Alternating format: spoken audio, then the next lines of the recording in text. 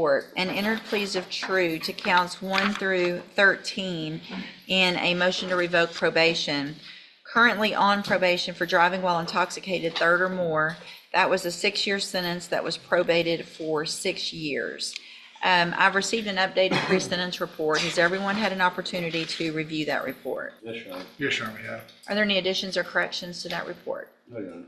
Not from the state judge. All right, Mr. Parker, you may proceed. Well, a couple of things I want to address. It's a situation I see quite a bit where he's ordered to have the SCRAM and interlock.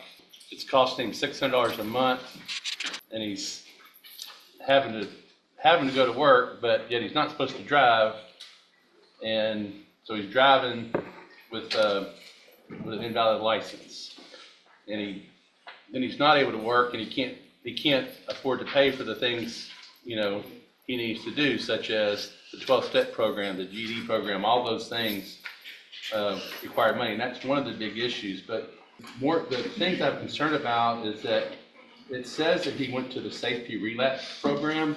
I'm not sure exactly what happened, but he says he never went to the safety relapse program. I don't know if he was ordered to go and he didn't go, but I think he was in custody at the time, and I'm not sure how that happened. But he also says he's never tested positive for cocaine, which is alleged in here.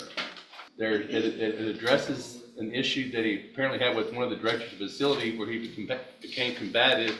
And this also, in turn, is tied to a SCRAM device. He ended up developing a big sore on his ankle, so he would put his sock behind the SCRAM device. And in this incident, he was frustrated, and he wanted to take his boot off to show the director the problem that he had. And that's when they were saying that he was being disruptive. He has no other felonies, Judge, and he wants the opportunity to go back he wants to complete his probation. He wants to do the safety relapse. I'd like to hear what they say of what happened with that, but I'm sure there's an explanation. And I think you'd also like to address the court, Judge. Well, let me first make sure I've got the timeline, because it appears that I see that safety he completed and then was placed on zero tolerance in the high-medium caseload. And after that, there was an issue where he was testing positive, again, for alcohol and cocaine, which I understand he denies the cocaine, but that's what this alleges. And in October of 2022, I'm assuming through an administrative hearing, was granted relapse SafeP. Yes, ma'am. There was a motion to revoke that was filed and came before the court, and he was ordered to go to relapse SafeP, and he absconded, and he never went to relapse. So he wasn't in custody? No. Okay.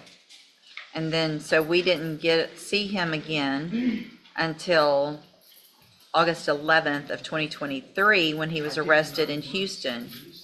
So here's the thing, whether you probably didn't get any paperwork. Come up here to the front, in the middle here. From at least October of 2022 until August 11th of 2023, you wouldn't have known about anything because you quit going to probation. You were an absconder.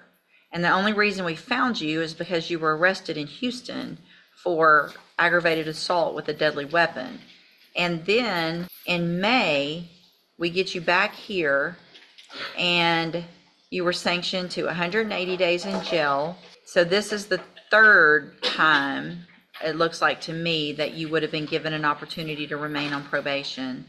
I gave you upfront time, continued you on probation. Courtesy supervision was sent to Harris County, and then we have the SCRAM device issues still, alcohol violations, interlock violations, aggressive behavior, ongoing alcohol use. So if you didn't do the relapse SafeP, it's not anyone's fault other than your own, because if you didn't know about it, it's because you weren't going to probation. Mr. Nichols? Judge, I think it's pretty clear. He was put on zero tolerance a couple of years ago, and here we are on the second time. Third.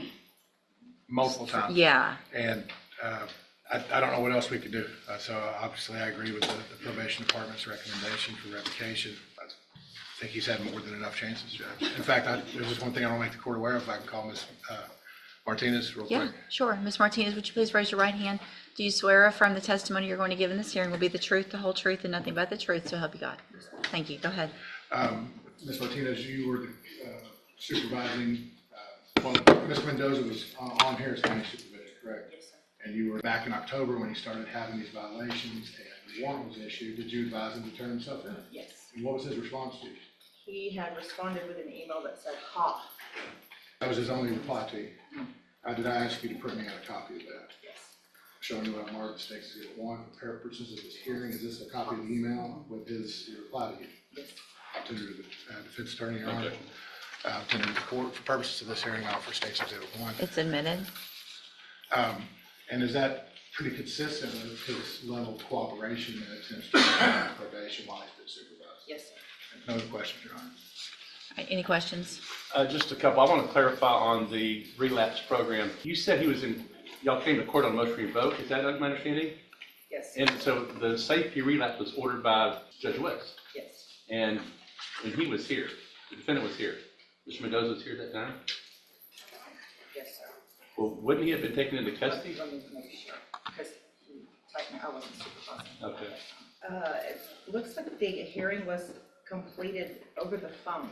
Actually, he was not here. It was over the phone with the supervisor at that time.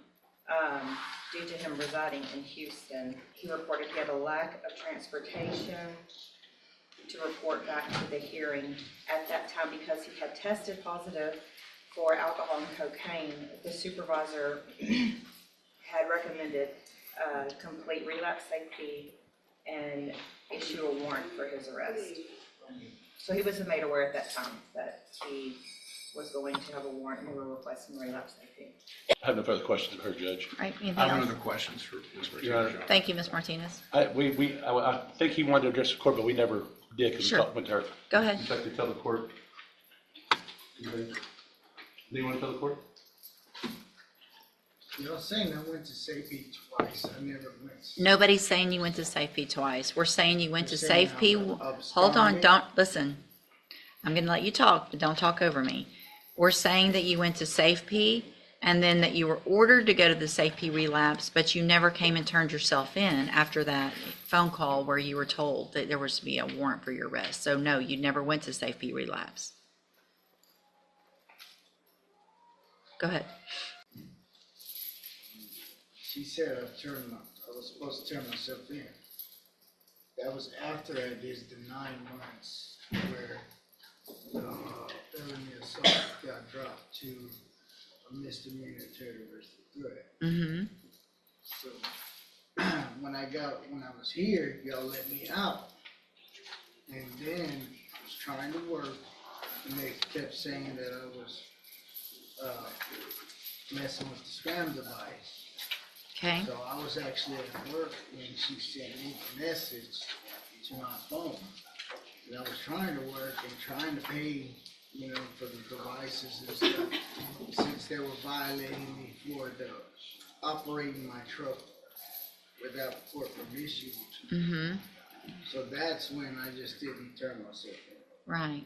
So did you respond? Is that email? That was Yes, ma'am. that's what you thought about all that? Yes, ma'am, I did actually say that. You thought that was funny? It's because I was agitated and I was taking lunch at work, and I was trying to,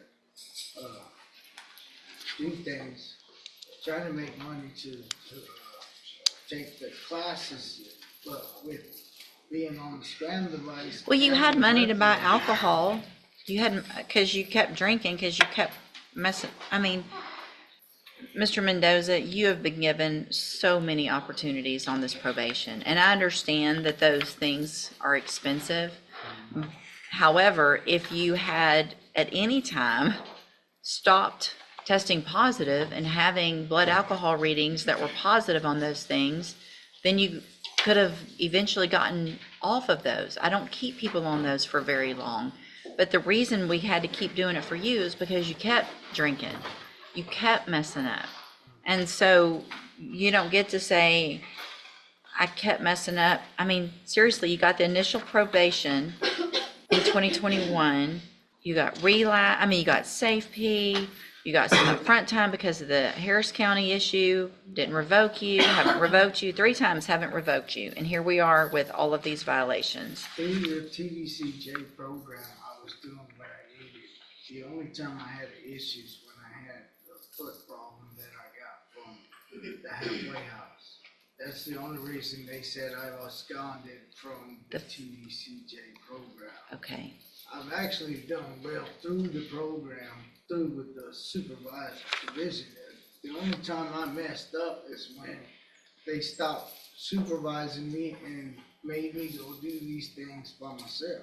Well, I mean, how old are you? How old are you? I'm 43. 43 years old. And I have no felonies on my record except for this. That doesn't mean anything. You have this felony and you have 6 years hanging over your head. And you've been given all the tools. You went to safety. You got to aftercare. At some point, you have to take those tools and do for yourself and not come in and say, well, they made me do it for myself, so it's somebody else's fault that I kept drinking. We gave you the tools. If I can We're done. through At this, another we're done. safety again, No, we're done. let me kiss my At the- ass. Mr. Mendoza, turn around. You can say whatever you want, but you're gonna face me and you're gonna get your sentence. And if at this time I could give you more, I would, I promise you, but I can't. So I'm going to find that you entered your pleas of true to counts 1 through 13 freely and voluntarily. Find those counts true. Find sufficient evidence to revoke your probation, and at this time revoke your probation, sentence you to 6 years in the institutional division of the Texas Department of Corrections. You will receive credit on that sentence for any time that you've been in custody that the law gives you the right to receive. I'm going to hand you a certification of your right to appeal. This was not an agreement, so you do have some rights to appeal. Y'all need to sign that before you leave right now. You need to sign that you're getting a copy of it, and then we'll give you your copy, and then when you're done with that, you can go back with the bailiff. And just like that, another probation case comes full circle, not with redemption, but with consequences catching up.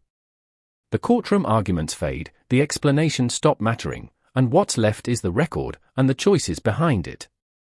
Because in cases like this, the judge isn't just reacting to one mistake, she's reacting to a * pattern star.